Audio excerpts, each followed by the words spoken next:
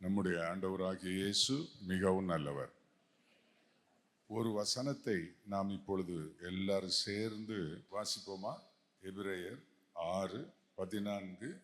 நிச்சயமாக நான் உன்னை ஆசீர்வதிக்கவே ஆசீர்வதித்து உன்னை பெருகவே பெருக பண்ணுவேன் என்றார். நிச்சயமாகவே, டவுட்டே கிடையாது, நிச்சயமாகவே நான் உன்னை ஆசீர்வதிக்கவே ஆசீர்வதித்து பெருகவே பெருக பண்ணுவேன். அப்படி சொல்லி இருக்கிற இந்த வேத வசனத்தை நாங்கள் எடுத்துக்கொண்டு இந்த 2026 ஆண்டை கர்த்தர் நமக்கு கொடுத்திருக்கிறார். ஆமென். இந்த வல்லமையான வார்த்தையோடு நாங்கள் இந்த 26ஆம் வருஷத்துக்குள் பிரவேசித்து, இந்த 26ஆம் வருஷத்துல எந்த பிசாசு வந்தாலும், எந்த பிரதிகூலங்கள் வந்தாலும், எந்த சாத்தானுடைய செயல்கள் வந்தாலும், எந்த துர்மனுஷருடைய செயல்கள் வந்தாலும் நாங்கள் ஜெயிக்க போகிறோம். எல்லாரும் வலது கையை உயர்த்தி சொல்லுங்க, நிச்சயமாகவே எங்கள் தேவன் எங்களை ஆசீர்வதிக்கவே ஆசீர்வதித்து பெருகவே பெருக பண்ணுவார். அதை 100 அல்ல 100 மடங்குக்கு மேலே அப்படியே விசுவாசித்து அதை எடுத்துக்கொண்டு இப்பொழுது நாங்கள் 26க்குள்ளே நாங்கள் நுழைந்திருக்கிறோம். 26க்குள்ளே நுழைந்திருக்கிறோம். சாத்தானை ஒரு கை பார்த்து விடுவோம். எதிர் வல்லமைகளை ஒரு கை பார்த்து விடுவோம். இந்த வசனத்துக்கு எதிராக எவர் கிரியை செய்தாலும் அவர்கள் மேலே நமக்கு ஜெயத்தை தருவார், ஜெயத்தை தருவார். எல்லாரும் இந்த வெற்றியை கொண்டாடும் விதத்தில் எல்லாரும் கொஞ்ச நேரம் கைகளை கொட்டி, 26ஆம் வருஷம் எனக்கு ஆசீர்வாதம் இல்லை, நான் 26ஆம் வருஷத்துக்கு ஆசீர்வாதம். 26ஆம் வருஷம் எனக்கு வெற்றியை தரும் அல்ல, நான் 26ஆம் வருஷத்தை வெற்றி ஆண்டாக மாற்றுவேன். 26ஆம் வருஷத்துல வருகிற இடர்களை, தொல்லைகளை சொல்லி இல்ல, அதை நொறுக்கி நான் ஆண்டவர் இயேசுவின் நாமத்தை மகிமைப்படுத்துவேன். எல்லாம் நல்ல சத்தமா உங்க கைகளை கொட்டி கர்த்தருக்கு மகிமை செலுத்துங்கள். இயேசுவே உமக்கு ஸ்தோத்திரம். இது ஒரு வித்தியாசமான வருஷங்க. இது ஒரு வித்தியாசமான வருடம். உங்களுடைய டைரியில, உங்களுடைய கேலண்டர்ல நீங்க குறித்து வைத்துக் கொள்ளுங்க. நிறைய விஷயங்களில் நீங்கள் ஜெயிக்க போகிறீர்கள். உங்கள் ஜெப நாட்களை குறித்து கொள்ளுங்கள், ஜெப நேரங்களை குறித்து கொள்ளுங்கள். இயேசு நம்மோடு கூட இருப்பார். அடுத்த வசனம் சொல்லுகிறது, அந்தபடியே அவன், அப்படின்றால் ஆபிரகாம், பொறுமையாய் காத்திருந்து வாக்குத்தத்தம் பண்ணப்பட்டதை பெற்றான்.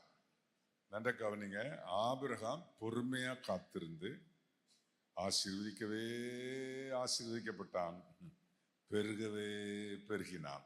வேதத்தில் இது ஏன் எழுதி இருக்கிறது?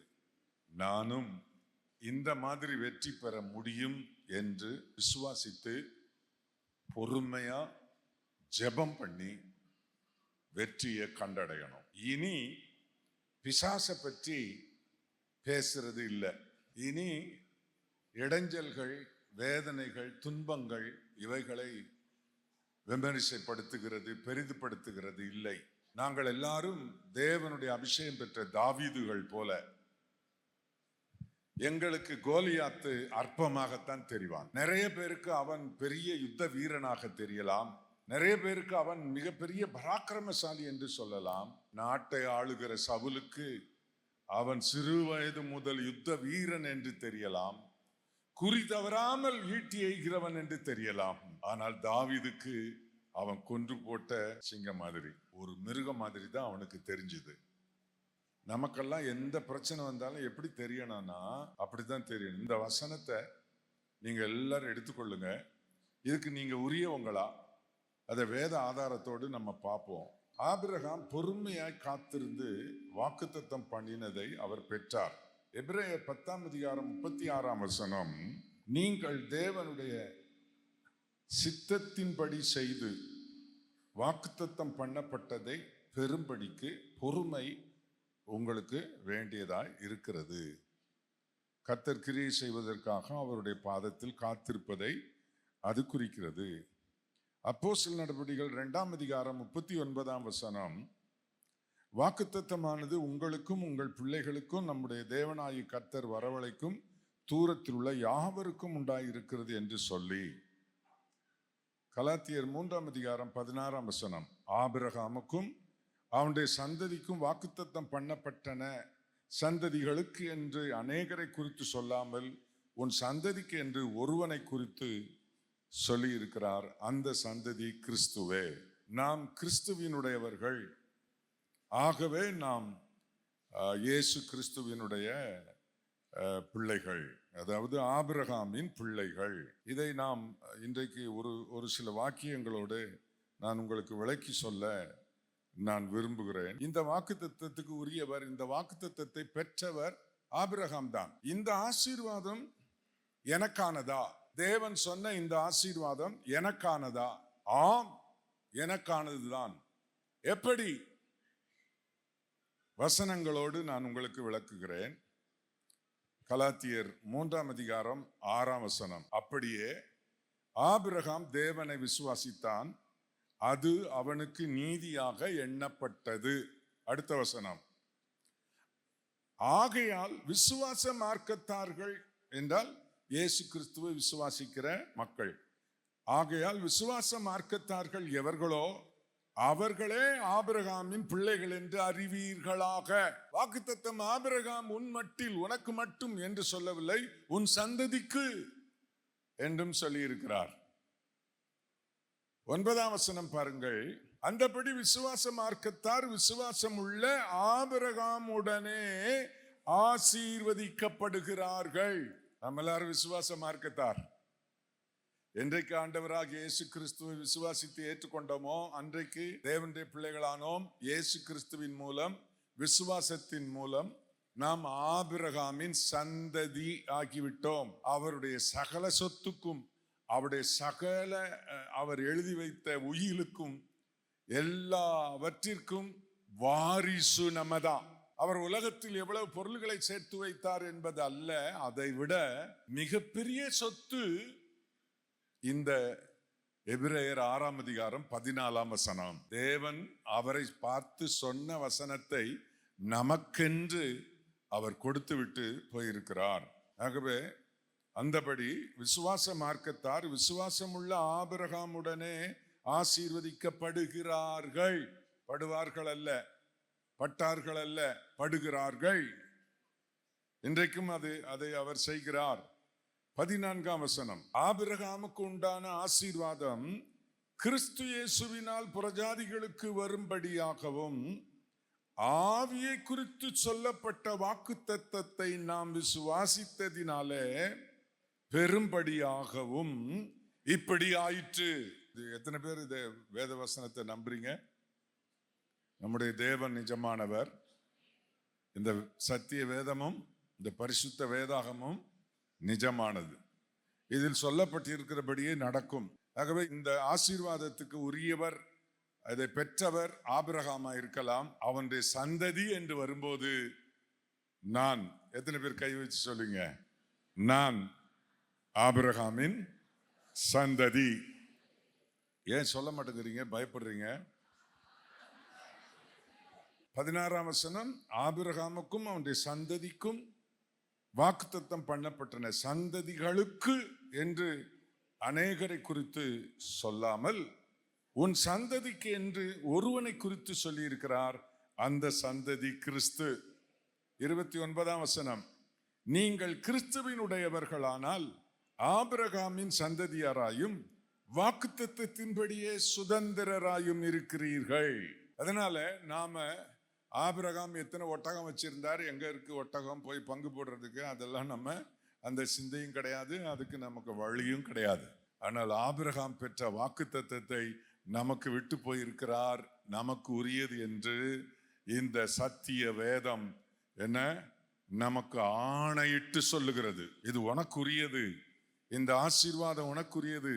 நிச்சயமாகவே நான் உன்னை ஆசீர்வதிக்கவே ஆசீர்வதிப்பேன், உன்னை பெருகவே பெருக பண்ணுவேன். அந்த வார்த்தை எனக்குரியது. எல்லாரும் விசுவாசத்துல அதை எடுத்துக்கொள்ளுங்கள். அதை உங்களுக்குரியது என்று எடுத்துக்கொள்ளுங்கள். நம்மோடு கூட கர்த்தர் இருக்கிறார். நம்மை நல்லபடி போதித்து நடத்தி கொண்டு போகிறதற்கு போதகர்களை தேவன் நமக்கு தந்திருக்கிறார். வழிகாட்டிகளை நமக்கு தந்திருக்கிறார். திசை மாறி போய்விடக்கூடாது. கவனமாக இருக்க வேண்டும். பணம் நமக்கு முக்கியம் கிடையாது. இயேசுதான் முக்கியம். அவரே பெரிய காரியங்களை நிச்சயமாக செய்வார். பாருங்க, எபிரேயர் 2:16. ஆதலால் அவர் தேவ தூதருக்கு உதவியாக கை கொடாமல் ஆபிரகாமின் சந்ததிக்கு உதவியாக கை கொடுத்தார். தேவ தூதர்களுக்கு கை கொடுத்து அவங்கள ஸ்ட்ரெங்தன் பண்ணி அவங்கள யூஸ் பண்ணி அவங்கள வச்சு எதுவும் செய்யறத அவர் விட்டுட்டு ஆபிரகாமின் சந்ததிக்கு. யாருங்க ஆபிரகாம் சந்ததி? டக்குன்னு கையை வைத்து சொல்லுங்க சத்தமா. நான் தான் ஆபிரகாம் சந்ததி. அப்படி சொல்லுங்க எல்லாரும். எல்லாம் சொல்லுங்க, நான் தான் ஆபிரகாமின் சந்ததி. ஏசாயா 41:8. என் தாசனாகி இஸ்ரவேலே, நான் தெரிந்து கொண்ட யாக்கோபே, என் சிநேகிதனான ஆபிரகாமின் சந்ததியே. தேவன் எப்பொழுதுமே மோசேக்கு வெளிப்பட்ட போது சொன்னார், நான் ஆபிரகாம், ஈசாக்கு, யாக்கோபு என்பவர்களின் தேவன் அப்படின்னு சொன்னா முதல் சந்ததி ஆரம்பம் ஆபிரகாம், இரண்டாவது சந்ததி ஈசாக்கு, மூன்றாவது சந்ததி வரைக்கும் அவர் சொன்னார். அப்படி திரும்ப சொல்லிக்கிட்டே போகணும்னா இன்னொரு 12 சந்ததி இருக்குது. அதுக்கப்புறம் அப்படியே சந்ததிகள் வளர்ந்து இயேசு கிறிஸ்துவின் மூலமாய் ஆபிரகாமுக்கு வாக்கு பண்ணினபடியே எண்ணக்கூடாத திரளான மக்கள் ஆபிரகாமின் சந்ததி உலகம் பூராவும் இருக்கிறது. கொஞ்சம் சுப்பீரியாரிட்டி காம்ப்ளெக்ஸ் இந்த நேரத்தில் நமக்கு வந்து தான் ஆகணும். அதாவது தன்னை பற்றி உயர்வா நினைக்கிற ஒரு எண்ணம் வந்து தான் ஆகணும். நான் அற்பன், நான் ஒன்றுமில்லாதவன், எனக்கு என்ன நடக்கும் அப்படின்னு நினைக்காம, இல்லை நான் ஆபிரகாமின் சந்ததி என்று நாம் நம்மை அடிக்கடி கன்ஃபர்ஸ் பண்ண வேண்டியது மிக மிக அவசியம். கர்த்தருக்கு மகிமை உண்டாவதாக. நிறைய வசனங்களை நான் எடுத்து வைத்திருக்கிறேன். அதில் சிலவற்றை சொல்லுகிறேன். ஆபிரகாமில் இருந்து ஆபிரகாமுக்கு வாக்கு கொடுக்கும் போது அவர் என்ன சொன்னார் என்றால், 1000 தலைமுறைக்கு அப்படி என்று அவர் சொல்லுகிறார். அதை வாசிச்ச உடனே எனக்கு ரொம்ப ரொம்ப ஆச்சரியமா இருந்தது. 1000 தலைமுறைக்கு அவர் இந்த ஆசீர்வாதங்களை அவர் கொடுக்கிறாராம். நான் ஆபிரகாமின் சந்ததி. கர்த்தருக்கு ஸ்தோத்திரம். ஆபிரகாமின் சந்ததியில நான் 1000 தலைமுறைக்கு நான் இருக்கிறவன், தேவனுடைய ஆசீர்வாதத்தை பெறுகிறவன். கர்த்தருக்கு ஸ்தோத்திரம். 1000 தலைமுறை மட்டும் நான் உங்களுக்கு ஆசீர்வாதத்தை வர்ஷிக்க பண்ணுவேன் என்று கர்த்தர் சொல்லி இருக்கிறார். ஹல்லேலூயா. ஆகவே இன்றைக்கு கர்த்தருடைய நாமத்தினாலே நாம் அந்த ஆசீர்வாதத்தை பெறுவதற்கு பாத்திரர் இல்லையா? ஒரு சில வசனங்கள் மட்டும் நான் உங்களுக்கு சொல்லுகிறேன். 105 சங்கீதம் 8 வசனம், 1000 தலைமுறைக்கென்று அவர் கட்டளையிட்ட வாக்கையும் ஆபிரகாமோடு அவர் பண்ணின உடன்படிக்கையையும் அவர் ஈசாக்குக்கு இட்ட ஆணையையும் என்றென்றைக்கும் நினைத்திருக்கிறார். அதை யாக்கோபுக்கு பிரமாணமாகவும் இஸ்ரவேலுக்கு நித்திய உடன்படிக்கையாகவும் உறுதிப்படுத்தி, உங்கள் சுதந்திரமான கானான் தேசத்தை உனக்கு தருவேன். இயேசு கிறிஸ்துவின் நாமத்தில். ஒரு சில வசனங்களை வேகமாய் சொல்லுகிறேன் பாருங்கள். யாத்திராகமத்தில் 20 அதிகாரம் 6 வசனத்துல, என்னிடத்தில் அன்பு கூர்ந்து என் கற்பனைகளை கை கொள்ளுகிறவர்களுக்கோ 1000 தலைமுறை மட்டும் இரக்கம் செய்கிறவராயிருக்கிறேன். ஆபிரகாமிலிருந்து 1000 தலைமுறை. யாத்திராகம் 34:7 1000 தலைமுறைக்கு இரக்கத்தை காண்பிக்கிறவர் இல்லையா? அக்கிரமத்தையும் மீறுதலையும் பாவத்தையும் மன்னிக்கிறவர். உபாகமம் 5:10 என்னிடத்தில் அன்பு கூர்ந்து என் கற்பனைகளை கை கொள்ளுகிறவர்களுக்கோ 1000 தலைமுறை மட்டும் இரக்கம் செய்கிறவர். 1 நாளாகும் 16:15 1000 தலைமுறைக்கென்று அவர் கட்டளையிட்ட வாக்கையும் ஆபிரகாமோடு அவர் பண்ணின உடன்படிக்கையும் அவர் ஈசாக்கோடு நிறைவேற்றினார் என்று அந்த வாக்கியங்கள் சொல்லி இருக்கிறது. கடைசியாக எரேமியா 32:18 1000 தலைமுறைக்கும் கிருபை செய்கிறவரும் கர்த்தருக்கு மகிமை உண்டாவதாக. அப்படி கர்த்தருடைய வார்த்தை 1000 தலைமுறை. இது நான் ஒரு பைபிளை வச்சே நான் ஒரு ஆராய்ச்சி பண்ணங்க. இப்ப நான் எத்தனாவது தலைமுறையில் இருக்கிறேன் என்று அறிய எனக்கு ஒரு ஆசை வந்து விட்டது. ஆபிரகாமிலிருந்து வாக்குத்தத்தம் 1000 தலைமுறைக்கு. நான் பார்த்து கொஞ்சம் ஆராய்ச்சி பண்ணினேன் எல்லா அறிவாளிகள் புத்தகங்களை எல்லாம். அதுல பார்த்ததுல ஒரு தலைமுறைக்கு 25 - 30 வருஷம் கொடுக்கிறார்கள். ஆபிரகாமில் இருந்து இயேசு கிறிஸ்து வரைக்கும் 2167 வருஷங்கள். மத்தேயு சுவிசேஷம் 3ஆம் அதிகாரத்தை நீங்கள் வாசித்து பார்த்தால் அதில் இயேசு கிறிஸ்துவின் வம்ச வரலாறு என்று வரும்போது அதுல என்ன சொல்லப்படுகிறது என்றால், அதுல மத்தேயு 1:17 இருக்கிறது.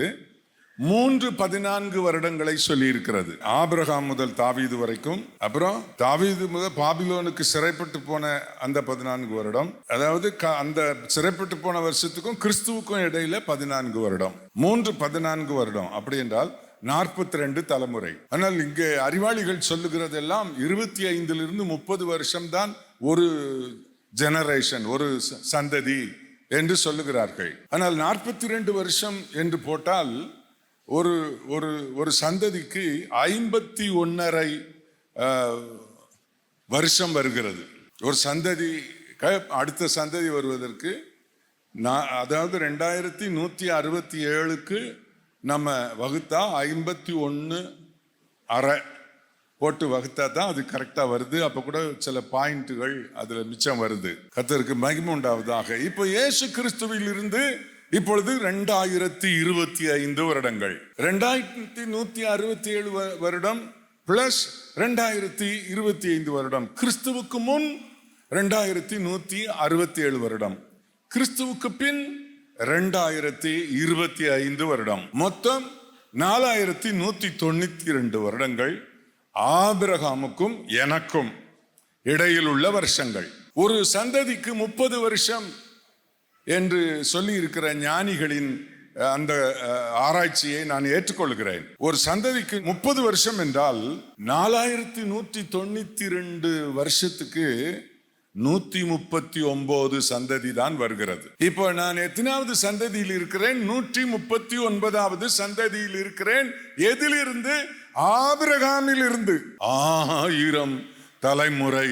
அப்படி என்றால் 1000. நான் எத்தனாவது தலைமுறையில் இருக்கிறேன் யோசித்து பாருங்க. அது நான் கணக்கு போட்டதுல 139வது தலைமுறையில் நான் இருக்கிறேன். இன்னும் 1000 தலைமுறைனா இன்னும் ஒரு தலைமுறைக்கு 30 வருஷம்னா 1000 தலைமுறைனா 30,000 வருஷங்கள். இயேசு சீக்கிரம் வரப்போகிறான்னு சொல்லி கொண்டிருக்கிறோம். என்ன 30,000 வருஷங்கள் ஆகுமா?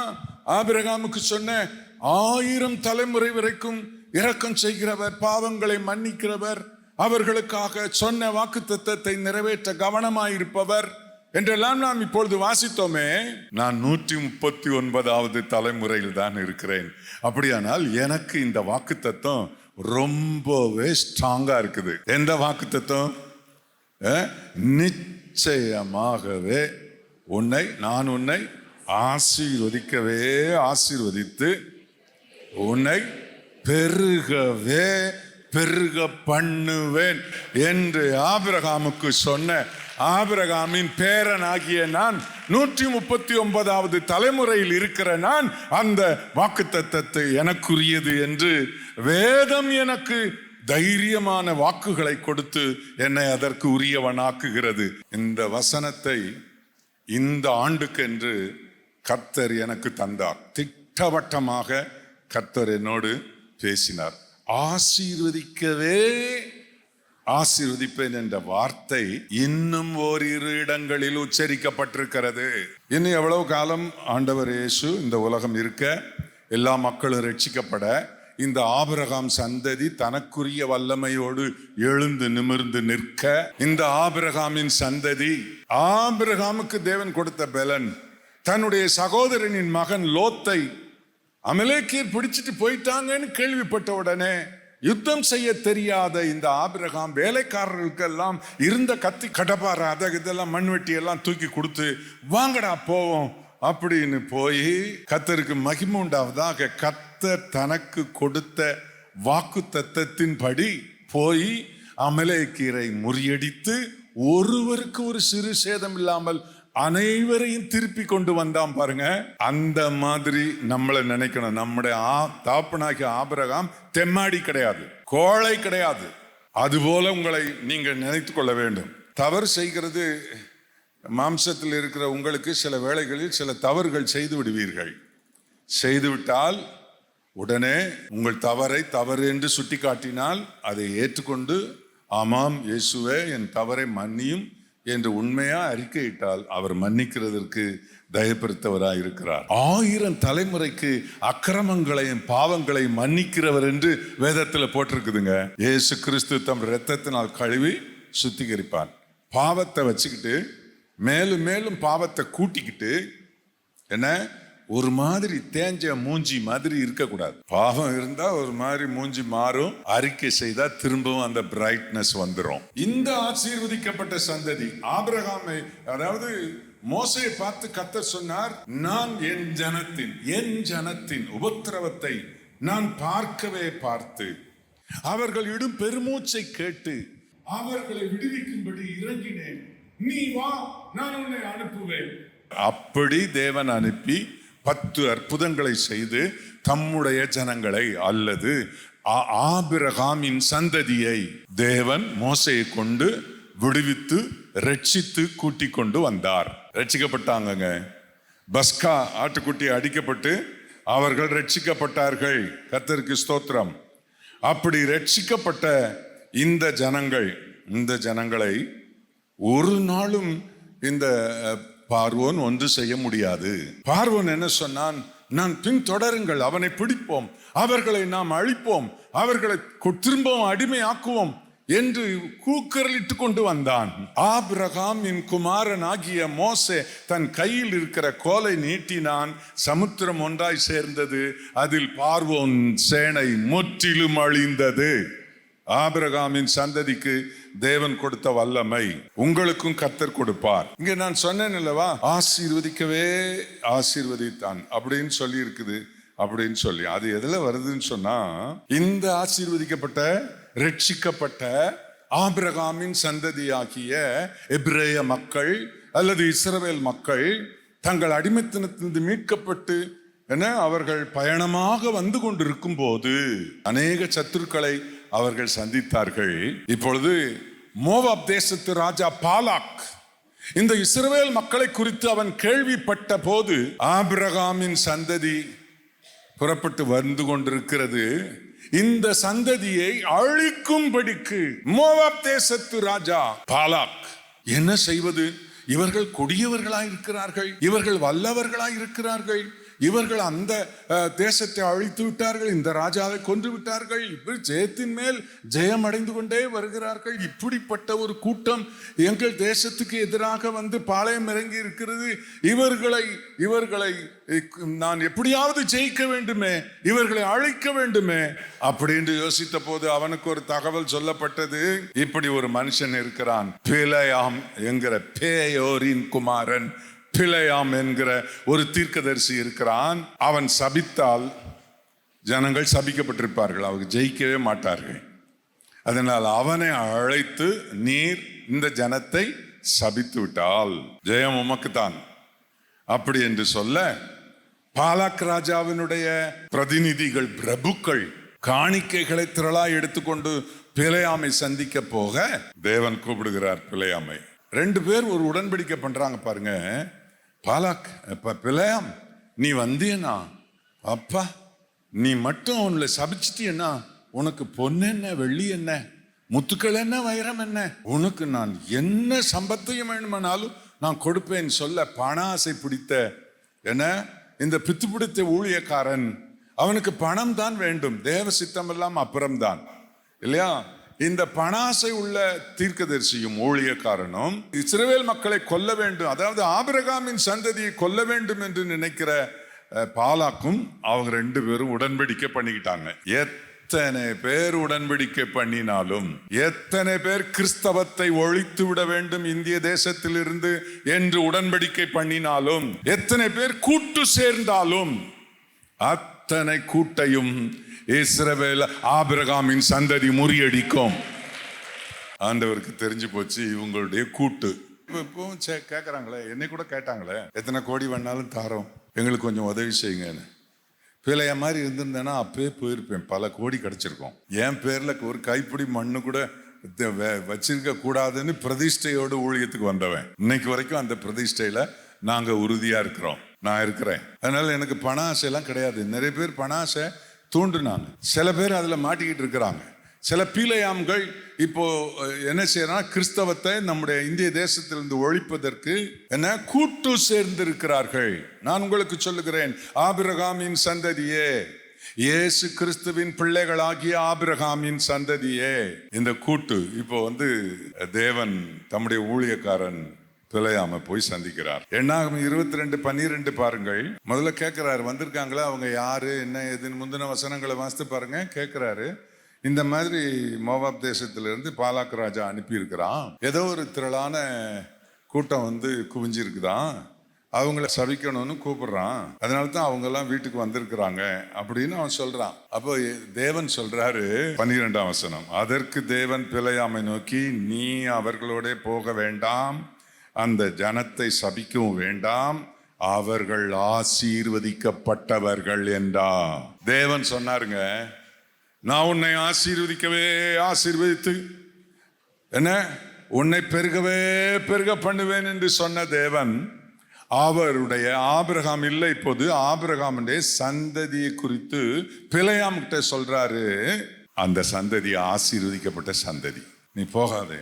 அவன் சொல்லி அனுப்பிட்டான். அப்பப்பா நான்லாம் தேவன் சொல்லாம நான் ஒன்றும் செய்ய மாட்டேன்ப்பா, எவ்வளவு நல்ல ஊழியக்காரன் அப்படி சொல்லி அனுப்பிட்டான். என் பிள்ளையம் பார்த்தா இன்னும் நிறைய காணிக்கை எதிர்பார்க்கறான் போலுக்கு அப்படின்னு பெரிய பெரிய மூட்டையா காணிக்கைகளை அனுப்பி, பெரிய பிரபுக்களை அனுப்பி, திரும்பவும் அவர்களை வீட்டில் சேர்த்து சாப்பாடு போட்டு தங்க வைத்திருக்கிறான்.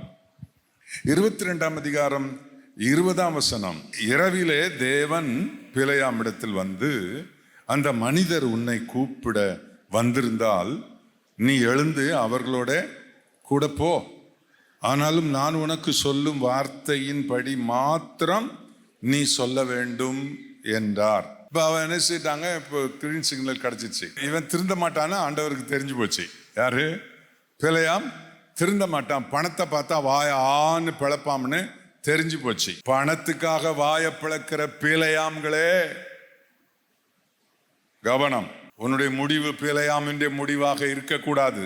தேவன் தம்முடைய சந்ததியை நடத்தும் சித்தத்தை அறிந்திருக்க வேண்டும். கர்த்தருக்கு ஸ்தோத்திரம். இப்போ ஐயா கழுத மேல குதிரை எல்லாம் இல்லை, இப்போ கழுத மேல சவாரி செய்து அவர் இப்போ மோவாப்புக்கு நோக்கி போய்கிட்டு இருக்கிறார். இப்போ தேவன் என்ன செய்தார்னா, பட்டயத்தை உருவி தூதனானவர் அவனுக்கு எதிராக பட்டயத்தை உருவி நிற்கிறார். அது இவனுக்கு தெரியல. சில நேரம் தெரிய மாட்டாருங்க. நம்ம தப்பு செய்தோம்னா அவனுக்கு தெரியலைங்க, ஆனா கழுதைக்கு தெரிஞ்சிருச்சு. அது பாவம், அது என்ன பாவம் செய்துச்சு. கழுதை இங்க போகுது அங்க போகுது, வழி மாறி போகுது, செவத்தோட சேர்த்து வச்சு பிழையாம தேய்க்குது. இவன் அடிக்கிறான், ஒரு முறை அடிக்கிறான், 2 முறை அடிக்கிறான். டேய், இப்ப தேவன் சொல்றாரு 35ஆம் வசனம், கர்த்தருடைய தூதனானவர் பிலேயாமை நோக்கி, அந்த மனிதரோட கூட போ, நான் உன்னோடு சொல்லும் முந்தின வார்த்தையெல்லாம் நீங்க வாசிக்கொள்ளுங்க. கழுதை மட்டும் உன்னை அப்படி இப்படி தள்ளிட்டு போகலன்னா உன்னை அன்னைக்கு வெட்டி தள்ளி இருப்பேன் அப்படிலாம் கர்த்தர் சொல்றார். இப்போ அவர் என்ன சொல்றாருன்னா, நீ திருந்த மாட்ட, நீ போ. ஆனா அவர் சொல்றாரு, அந்த மனிதரோடு கூட போ, நான் உன்னோட சொல்லும் வார்த்தையை மாத்திரம் நீ சொல்ல கடவாய் என்றார். அப்படியே பிலேயாம் பாலாக்கின் பிரபுக்களோட கூட போனான். 3 இடத்துல அவன் பலி செலுத்தி அவன் எழுந்து நின்று ஆபிரகாமின் சந்ததியை பார்க்கறாங்க. ஆபிரகாமின் சந்ததி திரளாய் என்ன குடும்பமா, குட்டிகள்லாம் பிள்ளைகள் எல்லாம் கூடி இருக்கிறத பார்க்கறான், பயப்படுறான். இப்போ 3 இடத்துல அவனை நிக்க வைக்கிறான். அந்த 3 இடத்துல அவன் சொன்ன வார்த்தை தான், அதான் நன்றா கவனிங்க, நமக்கு எதிராய் செயல்பட சித்தமா இருக்கிறவர்களை தேவன் தன்னுடைய ஆதிக்கத்துக்குள் கொண்டு வந்து அவர்களை கொண்டே இந்திய தேசத்தை ரட்சிப்பார். யாரெல்லாம் ஆபிரகாமின் சந்ததிக்கு விரோதமாய், சுவிசேஷத்துக்கு விரோதமாய், கிறிஸ்தவர்களுக்கு விரோதமாய், கிறிஸ்துவின் சபைக்கு விரோதமாய் எழும்பி இருக்கிறார்களோ அவர்களுக்கு துணை போகிறவர்களை கூப்பிட்டு தேவன் எச்சரித்து, கவனமாயிரு, நான் சொல்லுகிறத மட்டும் நீ சொல்லணும் மகனே, அதை தவறு ஏதாவது சொன்னேன்னா அவ்வளவுதான்ற மாதிரி கர்த்தர் எச்சரித்து, ஆண்டவரே சத்தியமா சொல்றேன், நீர் சொல்லாத எதையும் நான் சொல்லவே மாட்டேன்னு 3 தடவை தேவன் சொன்ன ஆசீர்வாதத்தை அவன் சொன்னபோது பாலாக் பிலேயாமை பார்த்து என்ன சொன்னான் தெரியுமா? என்னப்பா சபிக்க சொன்னா ஆசீர்வதிக்கிற? 23ஆம் அதிகாரம் 11ஆம் வசனம். அப்பொழுது பாலாக் பிலேயாமை நோக்கி, நீர் எனக்கு என்ன செய்தீர்? என் சத்துருக்களை சபிக்கும்படி உம்மை அழைத்தேன், நீர் அவர்களை, அவன் சொல்றான் பாருங்க, ஆசீர்வதிக்கவே சொல்லுங்க, சபிக்கத்தானே வாய திறந்த. அல்லேலூயா. ஏன் ஆசீர்வதித்தேன் இந்த பாலாக் சொல்றான்? ஏன்னா ஆசீர்வதிப்பேன்னு தேவன் ஏற்கனவே ஆபிரகாம் சந்ததி நமக்கு 139வது சந்ததியில் இருக்கிற நமக்கு வாக்கு பண்ணி இருக்கிறார். என்னையா இந்த கிறிஸ்தவ மக்களை அழிக்கணும்னு நினைச்சா அவங்க வளர்ந்துகிட்டே வர்றாங்க, ஜெயிச்சுக்கிட்டே வர்றாங்க, அவங்க முன்னேறிக்கிட்டே வர்றாங்க. ஒரு இடத்துல கிறிஸ்துமஸ்ல அடிச்சா இன்னொரு இடத்துல திரளான கூட்டம் ஊர்வலமா போக ஆரம்பிச்சிருச்சு. ஆபிரகாமின் சந்ததியே நிச்சயமாக. இப்ப இப்படி சொன்னானா அடுத்தது பாருங்க, எண்ணாகமம் 24ஆம் அதிகாரம் 10ஆம் வசனம். அப்பொழுது பாலாக் பிலேயாமின் மேல் கோபம் உண்டவனாகி கையோட கைத்தட்டி பிலேயாமை நோக்கி, என் சத்துருக்களை சபிக்க உன்னை அழைத்து அனுப்பினேன், நீயோ இந்த 3 முறையும் அவர்களை ஆசீர்வதித்தாய். பிலேயாம் ஆசீர்வதிச்ச வார்த்தை யாருடைய வார்த்தை? நான் சொல்றதான் நீ சொல்லணும், சொந்தமா ஒன்றும் பேசுறதுக்கு உனக்கு உரிமை கிடையாது, நான் சொல்றதான் சொல்லணும். என்ன சரி சரி சரி, அந்த ஜனங்கள்லாம் வந்திருக்காங்க பாரு, அவங்கள சபிக்கணும், அதுக்கு தான் உன்னை காணி கொடுத்து கொண்டு வந்திருக்கேன், என்ன சரியா? அப்படின்னா பிலேயாம பாலாக்குக்கு அவன் ஏமாத்தலாம், தேவனுக்கு அவன் என்ன செய்ய முடியாது, ஏமாத்த முடியாதுங்க. கர்த்தர் என்ன சொன்னார்? நான் உன்னை, சொல்லுங்க சத்தமா சொல்லுங்க, ஆசீர்வதித்து பெருகவே. இந்திய தேசத்தில் அது கண்டிப்பா நடக்கும். நான் முதலாவது குறிப்பு போடுகிறேன், புகழ்ச்சியின் ஆசீர்வாதம். தம்முடைய ஜனத்தை அவர் புகழுகிறார். யாரை கொண்டு? சீக்கிரத்திலே நீங்கள் கேட்பீர்கள் பாருங்கள், கிறிஸ்தவத்துக்கு விரோதமாக எழுந்த பலரை ஆண்டவர் அடையாளம் கண்டு வைத்திருக்கிறார். அவர்கள் இயேசுவை புகழுவதை நாம் பார்க்க போகிறோம். அவருடைய ஜனங்களை புகழுகிறதை பார்க்க போகிறோம். எத்தனை பேர்? நான் இருந்தேன்னா எழுந்து நின்று கைத்தட்டி இருப்பேன். கர்த்தருக்கு ஸ்தோத்திரம். அல்லேலூயா. பிலேயாம் பேசினது அவன் சொந்த வார்த்தை அல்ல. ஆசீர்வதிப்பேன் என்று கர்த்தர் சொன்னாரே, அவருடைய வார்த்தை, தேவனுடைய வார்த்தை. நீ பாலாக்கிடத்தில் திரும்பி போய் இவ்விதமாய் சொல்ல கடவாய் என்றார். 8ஆம் வசனம். தேவன் சபிக்காதவனை நான் சபிப்பது எப்படி? கர்த்தர் வெறுக்காதவனை நான் வெறுப்பது எப்படி? என்ன 9ஆம் வசனம். கன்மலை உச்சியில் இருந்து நான் அவனை கண்டு குன்றுகளில் இருந்து அவனை பார்க்கிறேன். அந்த ஜனங்கள் ஜாதிகளோட கலவாமல் தனியே வாசமாயிருப்பார்கள். இந்த சந்ததி, இந்த ஆபிரகாமின் சந்ததி என்ன தெரியுங்களா? எல்லாரும் ஊரோட ஒத்து போற சந்ததி கிடையாது, எல்லாரோட மோளாடிக்கிற சந்ததி கிடையாது. தனித்து ரொம்ப யூனிக் ஜெனரேஷன். இது ரொம்ப யூனிக்கானது. அல்லேலூயா. நம்முடைய கலாச்சாரமே வித்தியாசங்க. நம்முடைய கிறிஸ்தவ கலாச்சாரம் வித்தியாசம். நாம் கடவுளை ஆராதிப்பது வித்தியாசம். என்ன வைராக்கியம். ஆகவேதான் கர்த்தர் இன்றைக்கு உங்களை பார்த்து சொல்லுகிற வார்த்தை, கர்த்தர் பேலையாமை கொண்டு சொன்ன வார்த்தை இன்றைக்கு நமக்குரியது. 139ஆம் சந்ததியில் இருக்கிற நமக்குரியது. யோவான் சுவிசேஷம் 17ஆம் அதிகாரத்தில் வாசித்து பார்த்தால், நான் உலகத்தான் அல்லாதது போல அவர்களும் உலகத்தார் அல்ல. உலகத்திலும் உலகத்தில் உள்ளவைகளும் அன்பு கூறாதிருங்கள். ஒருவன் உலகத்தில் அன்பு கூர்ந்தால் அவனிடத்தில் தேவனுடைய அன்பு இல்லை. உலக சிநேகம் தேவனுக்கு விரோதமான பகை என்று அறியீர்களா? தனித்து நான் உலகத்தான் அல்லாதது போல, இயேசு சொல்கிறார், நான் உலகத்தான் அல்லாதது போல இவர்களும் உலகத்தார் அல்ல. ஆபிரகாம் எங்கெல்லாம் குடியிருந்தாரோ, இஸ்ரவேல் எங்கெல்லாம் குடியிருந்தானோ அங்கெல்லாம் அவங்க தனித்து காணப்பட்டாங்க. கிறிஸ்தவ மக்களே, கர்த்தர் உங்களுக்கு கொடுத்திருக்கிற இந்த வல்லமையை பாருங்கள். 10ஆம் வசனம், யாக்கோவின் தூளை எண்ணத்தக்கவன் யார்? இஸ்ரவேலின் கார்பங்கை எண்ணுகிறவன் யார்? நீதிமான் மரிப்பது போல் நான் மரிப்பேனாக, என் முடிவு அவன் முடிவு போல் இருப்பதாக.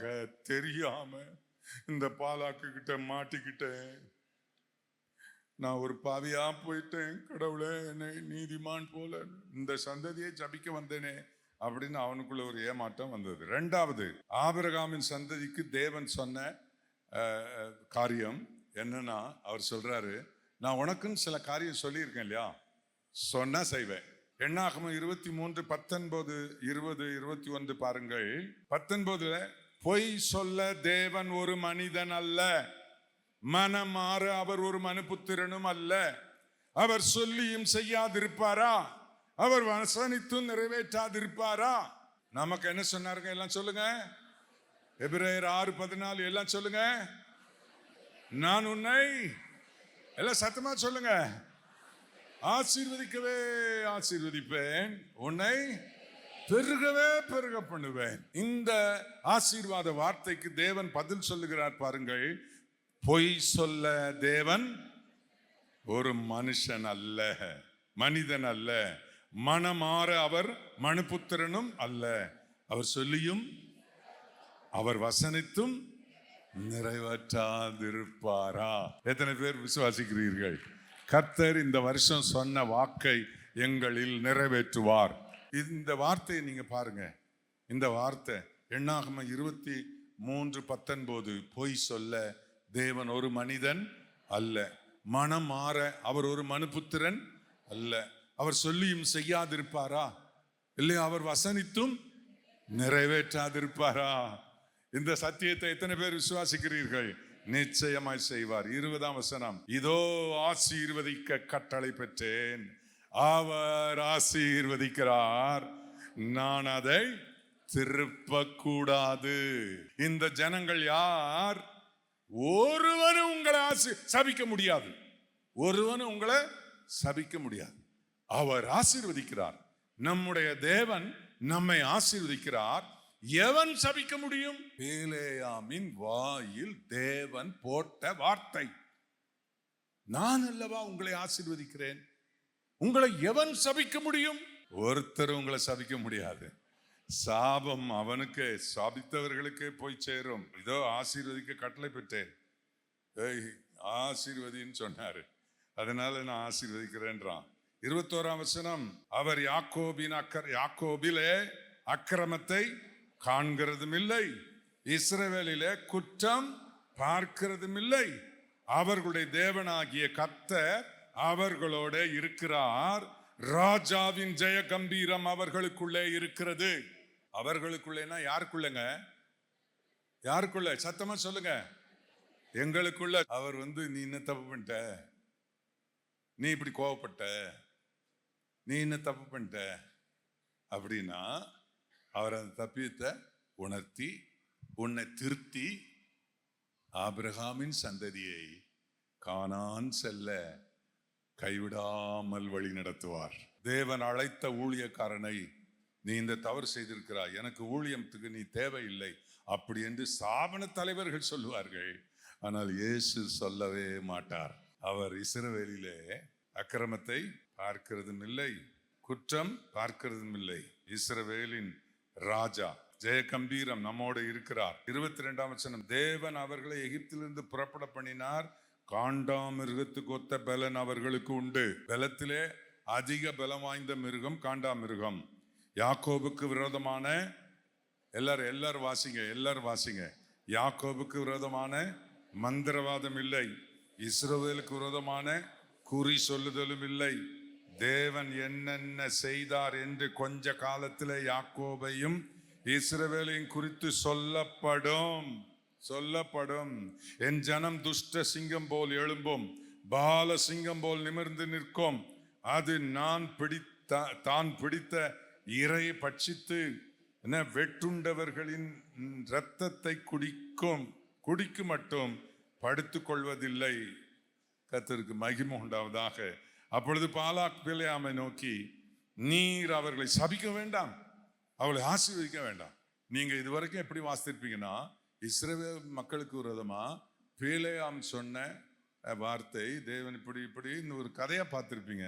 நம்மளோட சம்பந்தப்படுத்தி நீங்க பார்த்தீங்களா? இன்றைக்கு இந்த வார்த்தை தேவன் நமக்காக சொன்ன வார்த்தை. ஆகவேதான் பாலாக் சொல்லுகிறான், நீ ஆசீர்வதித்தாய் 3 முறை நீ ஆசீர்வதித்தாய் என்று சொல்லுகிறான். அந்த வசனங்களை நீங்கள் வீட்டுக்கு போய் வாசியுங்கள். 3வது எண்ணாகமம் 24ஆம் அதிகாரம் 1ஆம் வசனத்தில் இருந்து, இஸ்ரவேலை ஆசீர்வதிப்பதே கர்த்தருக்கு பிரியம் என்று பிலேயாம் கண்டபோது அவன் முந்தி செய்து வந்தது போல நிமித்தம் பார்க்க போகாமல் வனாந்திரத்துக்கு நேராக தன் முகத்தை திருப்பி தன் கண்களை ஏறெடுத்து இஸ்ரவேல் தன் கோத்திரங்களின் படியே பாளையம் இறங்கி இருக்கிறதை பார்த்தான். தேவ ஆவி அவன் மேல் வந்தது. கவனியுங்கள், தேவ ஆவி அவன் மேல் வந்தது. அப்பொழுது அவன் தன் வாக்கியத்தை எடுத்துரைத்து பேயோரின் குமாரனாகிய பிலேயாம் சொல்லுகிறதாவது, கண் திறக்கப்பட்டவன் உரைக்கிறதாவது. இது வரைக்கும் குருட்டாட்டமா நான் சொல்லிக்கிட்டு இருந்தேன், இப்ப அப்படி இல்லை. என்ன, தேவன் அருளும் வார்த்தையை கேட்டு சர்வ வல்லவரின் தரிசனத்தை கண்டு தாழ விழும்போது கண் திறக்கப்பட்டவன் விளம்புகிறதாவது, யாக்கோபே உன் கூடாரங்களும் இஸ்ரவேலே உன் வாசஸ்தலங்களும் எவ்வளவு அழகானவைகள், அவைகள் பரவி போகிற ஆறுகளைப் போலவும் நதியோரத்தில் உள்ள தோட்டங்களைப் போலவும் கர்த்தர் நாட்டின சந்தன மரங்களைப் போலவும் தண்ணீர் அருகே உள்ள கேதுரு விருட்சங்களைப் போலவும் இருக்கிறது. ஆபிரகாம் சந்ததியே, உனக்கு சொன்னது. கர்த்தருக்கு ஸ்தோத்திரம். பைபிள் எழுதி வச்சிருக்கு. 7ஆம் வசனம், அவர்களுடைய நீர்ச்சால்களில் இருந்து தண்ணீர் பாயும், அவர்கள் வித்து திரளாய் தண்ணீர்களில் பரவும், அவர்களுடைய ராஜா ஆகாகை பார்க்கிலும் உயர்வான், அவர்கள் ராஜ்யம் மேன்மை அடையும். தேவன் அவர்களை எகிப்திலிருந்து புறப்பட பண்ணினார், காண்டாமிருகத்துக்கு ஒத்த பலன் அவர்களுக்கு உண்டு. அவர்கள் தங்கள் சத்துருக்களாகிய ஜாதிகளை பட்சித்து அவர்கள் எலும்புகளை நொறுக்கி அவர்களை தங்கள் அம்புகளாலே எய்வார்கள். கர்த்தருக்கு ஸ்தோத்திரம். சிங்கம் போலும் துஷ்ட சிங்கம் போலும் அடங்கி படுத்துக் கொண்டிருக்கிறார்கள். அவர்களை எழுப்புகிறவன் யார்? உங்களை ஆசீர்வதிக்கிறவன். எல்லாரும் சேர்ந்து வாசிங்க. உங்களை ஆசீர்வதிக்கிறவன் ஆசீர்வதிக்கப்பட்டவன், உங்களை சபிக்கிறவன் சபிக்கப்பட்டவன். எல்லாரும் பார்த்து சொல்லுங்க, திரும்ப சொல்லுங்க. உன்னதான், உனக்கு தான் சொல்லி இருக்குது. ஆபிரகாமின் சந்ததியே, உனக்கு தான் சொல்லி இருக்குது. என்ன சொல்லி இருக்கிறது? உங்களை ஆசீர்வதிக்க. சொல்லுங்க, ஆசீர்வதிக்கிறவன் ஆசீர்வதிக்கப்பட்டவன், உங்களை சபிக்கிறவன் சபிக்கப்பட்டவன். கோரேஸ் என கர்த்தருடைய ஜனங்களுக்கு உதவியா இருந்தான். அவனை கர்த்தர் ஆசீர்வதித்தார். நம்ம நாட்டில் கிறிஸ்தவத்துக்கு ஆதரவாக இருக்கும் ஆட்சியை கர்த்தர் ஆசீர்வதிப்பார். ஆட்சியாளர்களை கர்த்தர் ஆசீர்வதிப்பார். கிறிஸ்தவர்களை நீ ஆசீர்வதிச்சா நீ ஆசீர்வாதமா இருப்ப. கிறிஸ்தவர்களுக்கு விரோதமா எழும்புன அப்படின்னு சொன்னா கிறிஸ்தவர்களை சபிக்கிறவன் சபிக்கப்பட்டிருப்பான். அதாவது ஆபிரகாமின் சந்ததியாகிய இயேசு கிறிஸ்துவின் பிள்ளைகளை சபிக்கிறவன் சபிக்கப்பட்டிருப்பான் என்று வேதம் சொல்லுகிறது. நிச்சயமாக இது நடக்கும். அப்பொழுது பாலாக் பிலேயாமின் மேல் கோபம் உண்டவனாகி கையோடே கைத்தட்டி பிலேயாமை நோக்கி, என் சத்துருக்களை சபிக்க உன்னை அனுப்பினேன், நீயோ இந்த 3 முறை அவர்களை ஆசீர்வதித்தாய். யோசுவா ஒரு காரியத்தை சொல்றாரு, வாஸ்து நம்ம ஜெபம் பண்ணுவாங்க. யோசுவா 24 அதிகாரம் 10ஆம் வசனம், பேலேயாமுக்கு செவி கொடுக்க எனக்கு சித்தமில்லாததினாலே அவன் உங்களை ஆசீர்வதிக்கவே ஆசீர்வதித்தான். இவ்விதமாய் உங்களை அவன் கைக்கு தப்புவித்தேன். யார் கைக்குங்க நம்ம தப்புவிக்கப்படணும்? யார் கைக்கு தப்புவிக்கப்படணும்? பயப்படாதீங்க. இஸ்ரவேல் சந்ததியே, ஆபிரகாமின் சந்ததியே, பயப்படாத. உங்களுக்கு விரோதமா எவன் எழுந்தாலும் பராக்கிரமசாலியான கர்த்தர் நம் கூட இருக்கிறார். காண்டாமிருகம் போல் எழுந்து நிற்கிறவர்கள் கர்த்தருக்கு ஸ்தோத்திரம். நாம் யுத்தம் செய்கிறவர்கள் அல்ல, நாம் பிறரை அழிக்கிறவர்கள் அல்ல, ஆனால் எந்த பூச்சாண்டிக்கும் பயப்படுகிறவர்கள் அல்ல, சிங்கம் போல நிமிர்ந்து நிற்கிறவர்கள். உங்களை ஆசீர்வதிக்கிறவர்களை தேவன் ஆசீர்வதிப்பார், உங்களை சபிக்கிறவர்களை சபிப்பார். கோமாயிச்சு ஓடி போன்ட்டான். அவன் ஓடி போனாங்க, அவனை கத்தியில குத்தி கொண்டு போட்டாங்க பிழையாம. அவனுடைய வாழ்க்கை ரொம்ப பரிதாபங்க. இப்போ கர்த்தர் நம் கூட இருக்கிறார், தொடர்ந்து நடத்துவார். கிட்டத்தட்ட 140வது ஆபிரகாமில் இருந்து 140வது தலைமுறையில் வாழ்கிற மக்களே, இந்த வார்த்தை உங்களுக்குரியது. இந்த வசனங்களை எல்லாம் நீங்கள் எடுத்துக்கொண்டு போய் திரும்ப திரும்ப வாசிச்சு உங்களுக்குரியதாக்கி அதிலிருந்து எடுத்து, இந்த வார்த்தை எனக்கு பயன்பட்டது, நான் அழுத்தமா சொல்ல விரும்புகிறேன்னா, உங்களை ஆசீர்வதிக்கிறவன் ஆசீர்வதிக்கப்பட்டிருப்பான், உங்களை சபிக்கிறவன் சபிக்கப்பட்டிருப்பான்.